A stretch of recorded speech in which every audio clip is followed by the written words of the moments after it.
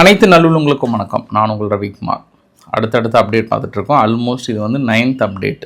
Israel, America, Iran நடத்திய தாக்குதல்களின் நிலவரங்கள், அங்கே இருக்கக்கூடிய சூழ்நிலைகள் என்ன, ஜிசிசி நாடுகள் அப்படின்னு சொல்லுவாங்க, அதாவது இந்த மிடில் ஈஸ்டில் இருக்கக்கூடிய நாடுகள், இவங்க எல்லாம் ஒன்றா சேர்ந்து ஒரு கூட்டறிக்கை ஒன்று கொடுத்துருக்காங்க. மிக முக்கிய கூட்டறிக்கை.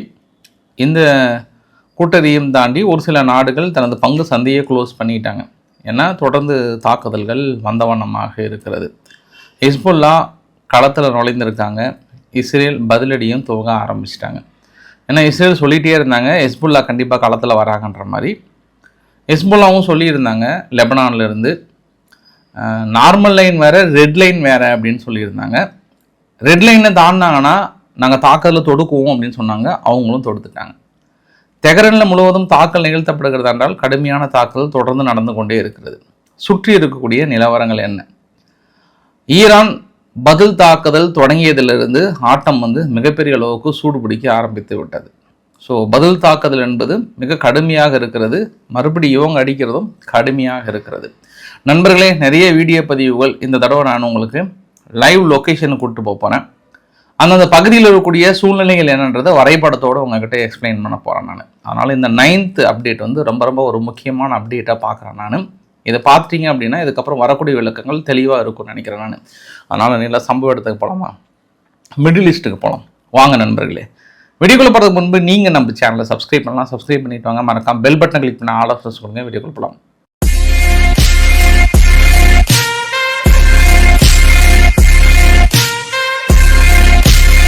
ஈரான் தொடர்ந்து கல்ஃப் கண்ட்ரிஸ் தாக்கல் நடத்திட்டே இருக்காங்க. பட் ஒரு சில குவைத்தில் இருக்கக்கூடிய நண்பர்கள்லாம் என்ன சொன்னாங்கன்னா, நேற்று 1ஆம் தேதி அது மாதிரி இருந்தது, இப்போ கொஞ்சம் நார்மல் ஆகிடுச்சு அப்படின்னு சொன்னாங்க.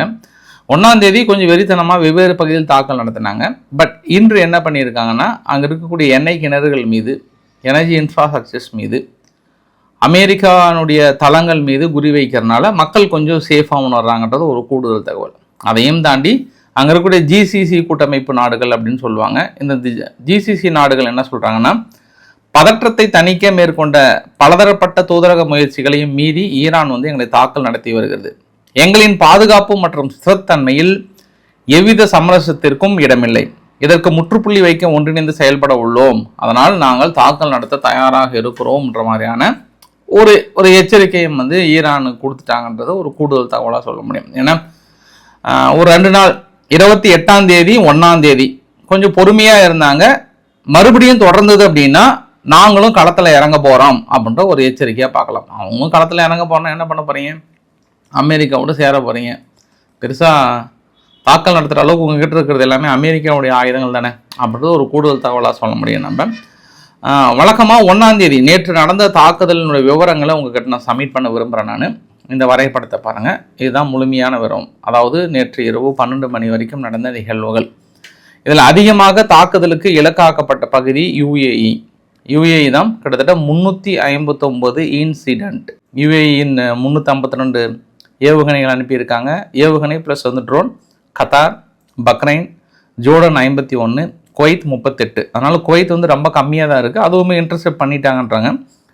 சவுதி அரேபியா 9, இஸ்ரேலில் 3, ஓமனில் 3, ஈராக்கில் 1 இன்சிடென்ட் நேற்று இரவு வரைக்குமே. சரி, இப்போ உங்களுக்கு நான் இன்னொரு ஒவ்வொரு டீட்டெயிலாக நான் சொல்ல விரும்புகிறேன். நான் ஃபஸ்ட்டு நான் யுஏஇ காட்ட விரும்புகிறேன். அந்த யுஏஇனுடைய வரைபடத்தை பாருங்கள். இந்த வரைபடத்தில் எங்கெங்கெல்லாம் தாக்குதலுக்கு இலக்காக்கப்பட்டிருக்குன்னு சொல்லிட்டு 6 நம்பர் வரைக்கும் நோட் பண்ணியிருக்கு பாருங்கள். ஒவ்வொன்றுமே அந்த இன்சிடென்ட் புகைப்படத்தோடு அட்டாச் பண்ணியிருக்காங்க தாக்குதலுக்கு இலக்காக்கப்பட்ட பகுதியில். அதாவது 359 இன்சிடென்ட் இருந்தாலும் அதை 331 இடைமறித்து தாக்கல் நடத்திட்டாங்க. மீதி 11 தான் அந்த பகுதியில் தாக்குதலுக்கு இலக்காக்கப்பட்டிருக்கிறது. அதாவது தடுக்க முடியாமல் தாக்குதலை வெற்றி அடைந்திருக்கிறது ஈரான். 17 யுஏஇ ஸ்ட்ரைக் நடந்திருக்கு. அந்த 17மே கிட்டத்தட்ட சுட்டு வீழ்த்திறதா சொல்கிறாங்க. பட் அது சக்ஸஸ் ஆயிடுச்சுன்னு சொல்கிறாங்க. நான் அதை மட்டும் அவங்க நோட் பண்ணி வைத்திருக்காங்க. அதனால் ஒரு சில இழப்புகள் இருக்குது பாருங்கள். First UAE. அடுத்து நான் வரைபடத்தை காட்ட விரும்புகிறேன். அது கத்தார் மார்ச் 1 வரைக்கும் பார்த்தீங்க அப்படின்னா நடந்த இன்சிடென்ட் எங்கன்னு பாருங்கள். அல் உதைத் ஏர்பேஸ் அந்த இடத்துல தாக்கல் நடத்தியிருக்காங்க.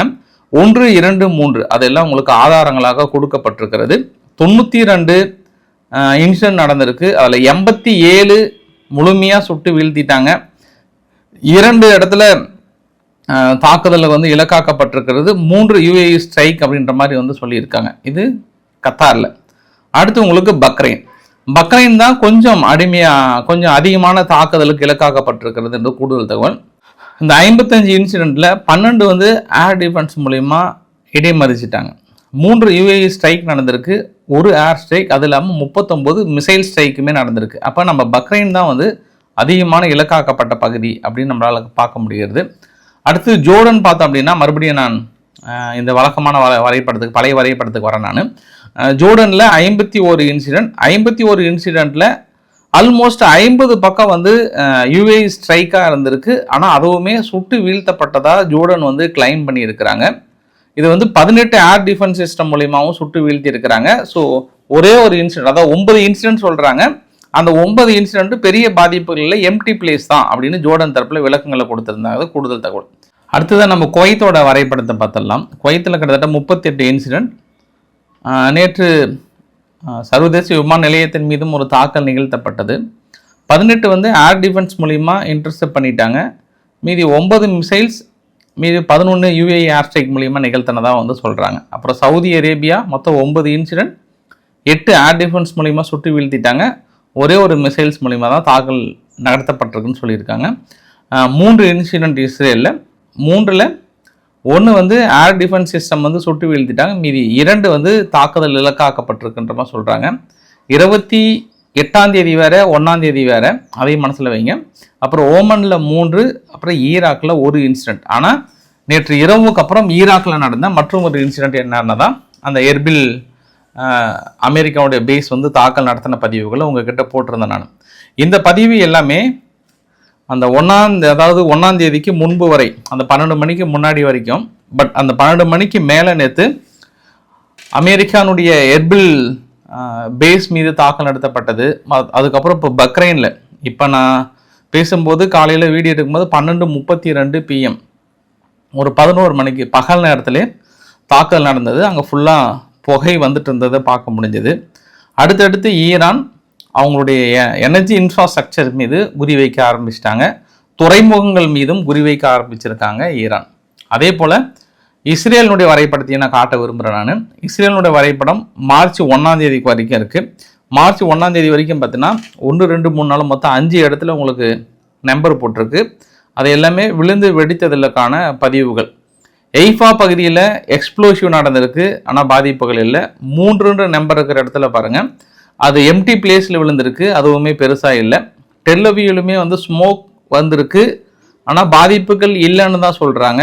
அப்புறம் இன்னொன்று பார்த்தோம்னா 4ன்னு போட்டிருக்கு பாருங்கள், அது பஸ்ஸெல்லாம் நின்றிருந்த பகுதி. பட் 5ன்ற பகுதியில் தான் 10 பேர் பக்கம் இறந்து போனதாக சொல்கிறாங்க. அதாவது நேற்று உங்ககிட்ட சொல்லியிருந்தால் 6 டைடுன்னு போட்டிருக்காங்க. பட் இன்று கன்ஃபார்மாக 10 பேர் பக்கம் இறந்து போனதாக சொல்கிறாங்க. மோர் தென் 100 பீப்புளுக்கு மேலே இன்ஜூர்டு. மக்கள் நிறைய பேர் அந்த இடத்துல இருக்காங்க. அது இல்லாமல் இன்றைக்கி காலையில் ஜெருசலம் பக்கத்துலேயும் ஒரு இன்சிடென்ட் நடந்திருக்கு. மேபி உங்களுக்கு நாளைக்கு அது கிடைச்சதுன்னா உங்களுக்கு சொல்கிறேன். நான் நேவியத்தம் ஏர் பேஸில் ஒரு தாக்குதல் இலக்காக்கப்பட்டிருக்கிறது என்பதும் கூடுதல் தகவல். அடிஷ்னலாக இன்னொன்று காட்ட விரும்புகிறேன். நான் கோனாக் மிலிட்டரி பேஸ்ன்னு சொல்லுவாங்க ஈரான்து. அந்த கோனாக் மிலிட்டரி பேஸை முழுமையாக டார்கெட் வைத்திருக்கிறது அமெரிக்கா. இந்த தாக்குதல் இலக்காக்கப்பட்ட பகுதிகள் பாருங்கள், ஒட்டுமொத்தமாக ஒவ்வொன்றுக்கும் நம்பர் போட்டிருக்கு. ஒவ்வொன்றும் பெரிய அளவுக்கு நம்பர் போட்டிருக்காங்க. அது இல்லாமல் அந்த சபகர் போர்ட், கோனக் ஏர்ஃபீல்டு, அப்புறம் வந்து பசிரியர் துறைமுகம், இதை 3ஐயும் ஏன் குறி வைக்கிறாங்க அப்படின்ற பதிவை நான் இன்னைக்கு இரவு டீட்டெயிலாக சொல்கிறேன். நான் அமெரிக்காவுடைய பிளான் பி என்ன, பிளான் பி வந்து பெரிய அளவுக்கு எக்ஸிக்யூட் பண்ணுறாங்க. இந்த இடத்துல அந்த பசிரியர் துறைமுகத்துக்கு மேலே அவங்க இராணுவ கட்டமைப்பு பெரிய அளவுக்கு இருக்கு இல்லையா, அந்த இடத்துல செபகர் போர்ட்டு, இந்த கோனக் ஏர்ஃபீல்டு, இது 3ஐயும் குறிவைத்து பிளான் பியை மேபி இன்னும் 2-3 நாளில் எக்ஸிக்யூட் பண்ணுவதற்கான வாய்ப்புகள் இருக்குது. அதனால தான் இன்னைக்கு ட்ரம்ப் அவர்கள் ஒரு வார்த்தை சொல்கிறாரு, இந்த யுத்தம் என்பது இன்னும் 2 வாரம் தெரிந்தோ தெரியாமலோ கண்டிப்பாக நடந்தே தீரும், ஆனால் என்கிட்ட பேச்சுவார்த்தை நடத்துறதுக்கு கெஞ்சுறாங்க அப்படின்ற ஒரு வார்த்தையும் சொல்கிறாரு. ஆனால் அவங்க இல்லைனாலும் இல்லை சொன்னாங்க, உங்களுக்கு என்ன தெரியும் அப்படின்ற அடிப்படையிலே சொல்கிறாங்க. அடுத்து பங்கு சந்தைகள் பார்த்தோம் அப்படின்னா, துபாய், அபுதாபி பங்கு சந்தைகள் இன்றும் நாளையும் மூடுவதாக அனௌன்ஸ் பண்ணிட்டாங்க. ஏன்னா தொடர் தாக்குதல்கள், அந்த பதற்றம், அதையும் மீறி இப்போ பங்குச்சந்தை ஓப்பன் பண்ணால் ஃபுல்லாக அடி வாங்கிடும். ஆனால் அதை விட ஃபுல்லாக அடியாக இருக்கும். அதனால் நம்மளுக்கு கொஞ்சம் தள்ளி போகிறோம் 2 நாள்னு சொல்லிட்டு க்ளோஸ் பண்ணிட்டாங்க. ரொம்ப நாளுக்கு அப்புறம், ரொம்ப வருஷத்துக்கு அப்புறம் இது மாதிரி பங்கு சந்தையை க்ளோஸ் பண்ணுறது பெரிய ஒரு ஆச்சரியமான விஷயமா பார்க்கலாம். அடுத்து இன்று அதிகாலையில் மனாமான்ற பகுதி, கத்தாரில் மனாமான்ற பகுதியில் ஒரு புகை மண்டலமாக இருந்தது. மேபி அமெரிக்கானுடைய நேவி 5th ஃப்ளீட் இருக்கக்கூடிய பகுதி. அந்த இடத்துல தாக்கல் நிகழ்த்தப்பட்டிருக்கிறது. அது ஆல்மோஸ்ட் பற்றி எரிஞ்சதை பார்க்க முடியுது. அப்புறம் ஜபல் அலி போர்ட், ஜபல் அலி துறைமுகத்தின் மீது இன்னைக்கு காலைல பவர்ஃபுல் எக்ஸ்ப்ளோசிவ் ஒரு அதிகாலை ஒரு 4லிருந்து ஒரு 6 மணி இருக்கும்னு நினைக்கிறேன் நான். அந்த சமயத்தில் ஒரு 2 வீடியோ பதிவுகள் கூட உங்கள் கேட்டு காட்டுறேன், பார்க்க முடிஞ்சுது. அப்புறம் பக்ரைனில் வந்து சல்மான் போர்ட் அப்படின்னு சொல்லுவாங்க. அதாவது யூஎஸ் நேவி ஃபெசிலிட்டிஸ் பக்கத்தில் இருக்கக்கூடிய சல்மான் போர்ட்டில் ஒரு பெரிய ஒரு எக்ஸ்ப்ளோசிவ், பெரிய தாக்குதல் பற்றி எரிந்திருந்த பதிவுமே வந்து பார்க்க முடியுது. அப்புறம் கத்தாரில் வந்து அமெரிக்காவுடைய ரேடார் சிஸ்டம் ஒன்று இருக்குது.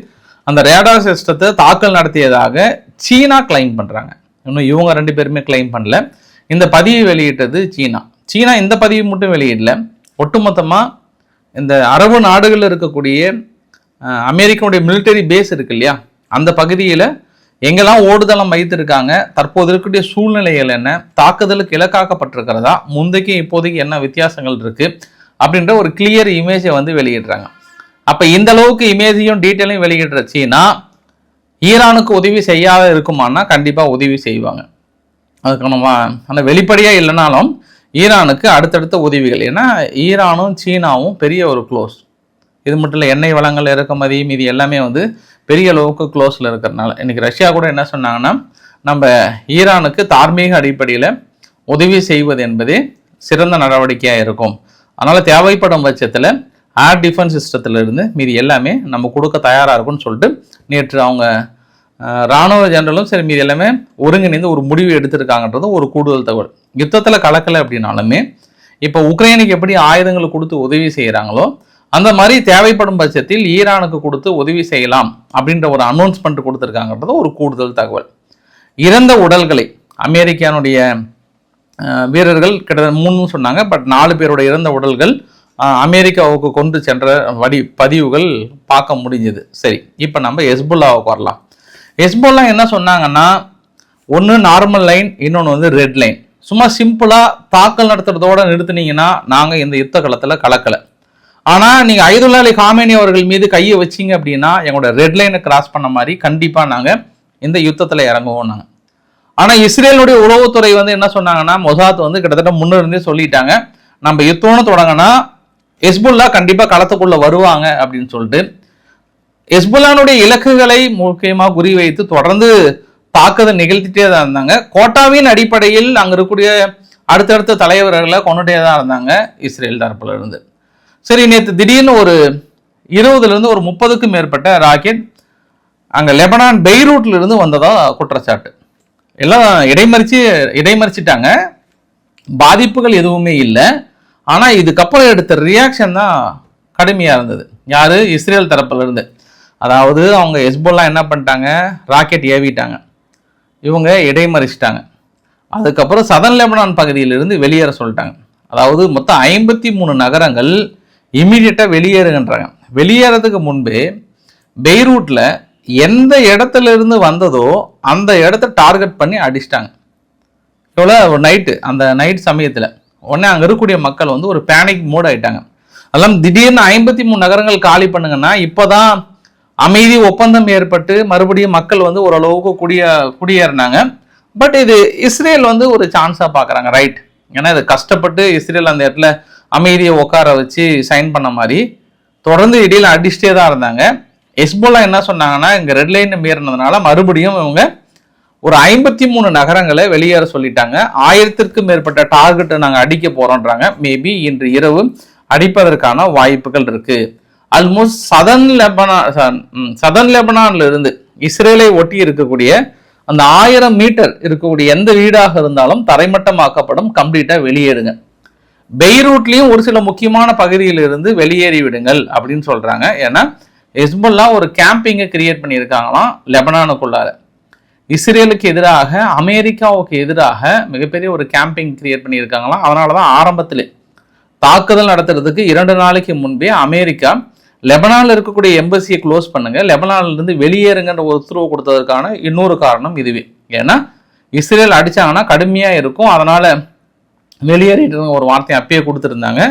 இப்போ அவுன் அவர்கள், லெபனானுடைய பிரசிடென்ட் அவுல் அவர்கள் என்ன சொல்கிறாருன்னா, ஹெஸ்புல்லா தேவையில்லாமல் இது யுத்தத்தில் கலந்தீங்க அப்படின்னா உங்களுக்கு எதிரான நடவடிக்கையில் நாங்கள் எடுக்க வேண்டிய நிகழ்வு வரும்ன்றாங்க.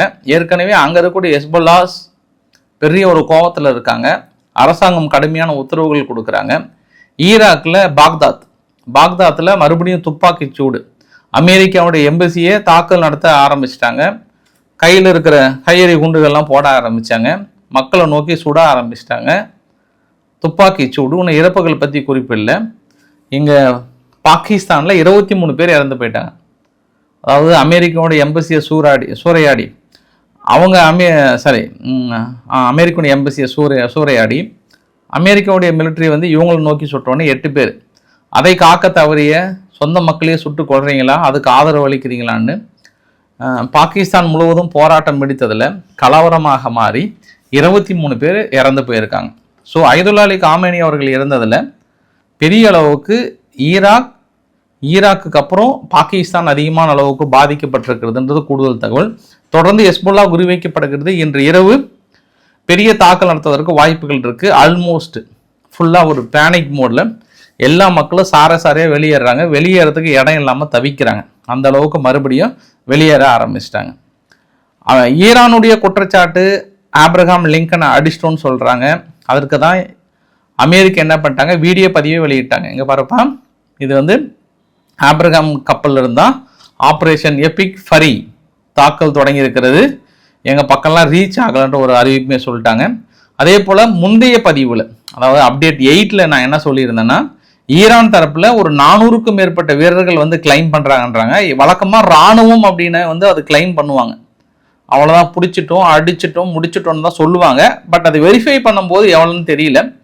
இப்போதைக்கு அமெரிக்கா 3-4 தான் சொல்லியிருக்காங்க. இதுக்கப்புறம் தகவல் வந்ததுன்னா சொல்கிறேன். பட் 400 இருப்பதற்கான வாய்ப்புகள் இல்லை. ஒரு சிலர் அது என்னுடைய கருத்தாக நினைத்து சொல்லியிருந்தீங்க. அது என்னுடைய கருத்து இல்லை, ஈரானுடைய இராணுவம் கிளைம் பண்ண கருத்தை நான் சொன்னேன். நான் இவ்வளோ பேர் கிளைம் பண்ணியிருக்காங்க, அது ஈராக் பேஸில் அடித்ததில் அங்கே இருந்தவங்க இறந்து போயிருப்பாங்க அப்படின்ற மாதிரி சொன்னாங்க. அப்புறம் ஈரானில் இருக்கக்கூடிய ஸ்டேட் டெலிவிஷன், இப்போ நம்ம வழக்கமாக சேனல்லாம் பார்க்குறோம்ல, அந்த ஸ்டேட் டெலிவிஷனில் ஹேக் பண்ணிட்டாங்க. இந்த வீடியோ பதிவு பார்த்தீங்கன்னா தெரியும். இது ஹேக் பண்ணி ஃபஸ்ட்டு வந்து நெதன்யாகு அவர்கள் வந்து பேசுகிறாரு. கொஞ்ச நேரம் கழித்து ட்ரம்ப் அவர்கள் வந்து பேசுகிறாரு. உங்களுக்கான சுதந்திரம் கிடைத்து விட்டது, உங்கள் கைகளை உயர்த்துங்கள், வீதியில் இறங்கி போராடுங்கள், நிச்சயம் ஈரானுக்கு சுதந்திரம் கிடைக்கும்ன்ற மாதிரிலாம் சொன்னாங்க. அவங்க எங்கே வீதியில் இறங்கி போராடுறத சொல்லுங்கள். திரும்புகிற பக்கம்லாம் குண்டா அடிக்கும்போது எங்கே வீதியிலேருந்து இறங்குவாங்க? அந்த பதற்றம் எல்லாத்துக்குமே இருக்கும் இல்லையா? சாதாரணமாகவே இருக்கும், இன்னும் அதிகமாக இருக்குன்றது மாதிரி சொல்லப்படுகிறது. அப்புறம் தெஹரன் ஏற்கனவே மைய தெஹரன் சொல்லுவாங்க. ஆல்மோஸ்ட் பாதிக்கு மேலே இருக்கக்கூடிய கட்டிடங்கள் தரமட்டமாக்கிட்டாங்க. நேற்று அடித்த அடியில் பார்க்க முடிஞ்சுது.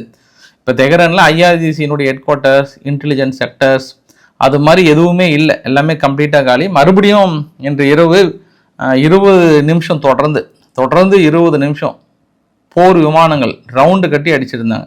யார்? அமெரிக்கா தரப்புலையும் இஸ்ரேல் தரப்புலையும் ரவுண்டு கட்டி திரும்புகிற திசையெல்லாம் வந்து தீப்பிழம்பாக, கட்டிடங்கள் சரிந்து ஒரு புகை மண்டலமாக தெஹ்ரானில் வந்து வாய்ப்பே இல்லாத அளவுக்கு தாக்கல் நிகழ்த்தியிருந்தாங்கன்றது ஒரு கூடுதல் தகவலாக சொல்ல முடியும். ஒரு மருத்துவமனை மீது, காந்தி மருத்துவமனைன்னு சொல்கிறாங்க, அந்த மருத்துவமனை மீதும் தாக்குதல் நிகழ்த்தப்பட்டதா வந்து தற்போதைய கிடைத்த தகவல் அடிப்படையில் சொல்கிறாங்க.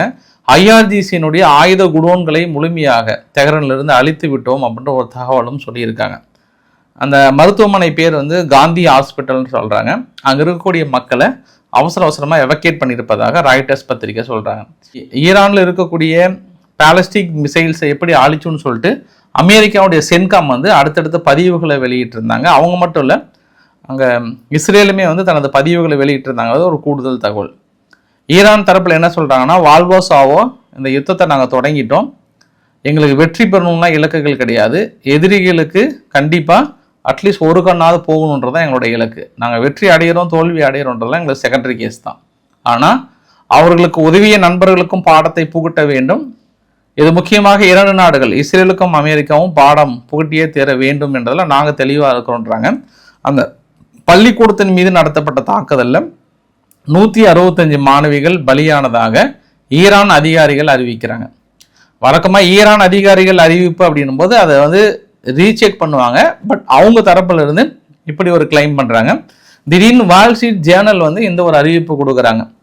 அலி ஹர்ஜானி அவர்கள் இப்போதைக்கு ஈரானுடைய சுப்ரீம் நேஷனலுடைய செக்யூரிட்டி கவுன்சில் ஓமனுடைய இன்டர்மீடியட் அடிப்படையில் மேபி அவர் பேச்சுவார்த்தைக்கு செல்ல போகிறார், ஓமனுக்கு போகிறார்ன்ற மாதிரியான தகவல் வால் ஸ்ட்ரீட் ஜேர்னல் சொல்கிறாங்க. ஆனால் பத்திரிகை தான் சொல்லுது. ஒருவேளை அதன் அடிப்படையில் தான் ட்ரம்ப் அவர்கள் எங்கிட்ட பேசணும்னு கெஞ்சுறாங்க அப்படின்னு சொல்கிறாரான்னு தெரியல. பட் ஈரான் தரப்புலேருந்து எனக்கு விளக்கங்கள் வரல. நாங்கள் நியூக்ளியர் டாக் மறுபடியும் நாங்கள் பேச விரும்புகிறோன்னு ஈரான் தரப்பில் கிளைம் பண்ணியது உண்மைதான் என்று யார் சொல்கிறாங்க? வால் ஸ்ட்ரீட் ஜேர்னல் சொல்கிறாங்க. ட்ரம்ப் சொல்கிறது உண்மைதான் அப்படின்ற இன்னொரு ஆங்கிள்லையும் சொல்கிறாங்க. பார்க்கலாம், உண்மைகள் வெளிப்பட்டு விடும். இன்னும் ஒரு நாளில் இன்னைக்கு தான் போகிறாங்கன்னு சொல்கிறாங்க. இன்னைக்கு போனால் தெரியுது, இல்லைன்னா யார் போய் பேசுகிறாங்கன்னு தெரியுதுல்ல. இது அங்கே இருக்கக்கூடிய தகவல். சீனானுடைய ஒரு வெசல் ஒன்று ஸ்டேட் ஆஃப் ஆர்ம்ஸ் பகுதியில் போகிறாங்க. போகும்போது என்னாச்சுன்னா ஜிபிஎஸ் சிக்னல் சுத்தமாக இல்லை, கம்ப்ளீட்டாக கட் பண்ணிட்டாங்க. அதனால் அங்கே இருக்கக்கூடிய கப்பல் சூழ்நிலை கொஞ்சம் ஒரு தடுமாற்றமாக தான் இருக்குன்றாங்க. இந்த வீடியோவோட கிளைமேக்ஸில் 2 அடினா கூட அடிச்சிருங்க, எங்களை விட்டுருங்கன்ற கதை தான் கிறிஸ் ஸ்டார்மர் அவர்கள் ஜெலன்ஸ்கிக்கு ஒரு அவசர அழைப்பு கொடுத்துருக்கிறார். உக்ரைனுக்கு ஒரு அவசர அழைப்பு கொடுத்துருக்கிறார். வாங்க, ஈரானுடைய தாக்குதலை இடைமறித்து தாக்கல் நடத்துறதுக்கான டெக்னிக் உங்ககிட்ட தான் இருக்குது. வந்து கல்ஃப் நாடுகளுக்கு உதவி செய்யுங்கள், உக்ரைன் உதவி செய்யுங்கள் ஜெலன்ஸ்கின்னு இருக்கார். ஒன்றும் சொல்கிறதுக்கு இல்லைங்க. இப்போ ஜெலன்ஸ்கியை கூப்பிட்றாங்க. இப்போ கல்ஃப் நாடுகளை காப்பாற்றுவதற்காக ஜெலன்ஸ்கியை கூப்பிட்றாரு. ஒரே ஒரு ஆள் ஒத்த ஆயத்தை தடுத்துட்டா கூட ட்ரம்ப் சொல்கிற டைலாக்கை ஏற்கனவே தாங்க முடியல. இப்போ இத்தனை நாள் ஐரோப்பாவின் இரட்சகராக திகழ்ந்த ஜெலன்ஸ்கி அவர்கள் இனி கல்ஃப் நாடுகளின் இரட்சகராக மாறுவாரா? அந்த ஒரு ஏக்கத்தில் இருக்கிற ஜெலன்ஸ்கி அப்படின்னு எடுத்துக்கலாமான்னு தெரியல. இனி நீங்க கல்ஃப் நாடுகளின் இரட்சகராக மாறுங்கள் ஜெலன்ஸ்கி அப்படின்ற ஒரு அறைகோவலை யூகேனுடைய பிரதமர் கிறிஸ் ஸ்டார்மர் அவர்கள் சொல்றாங்க. இப்போ கல்ஃப் நாடுகள் சொல்லுவாங்க, எப்பா 2 அடினா கூட அடிச்சுக்கிறாங்க. அவங்க இலக்குகள் வந்து இப்போ எக்கனாமிக் இன்ஃப்ராஸ்ட்ரக்சர் அடிக்க ஆரம்பிச்சிட்டாங்க.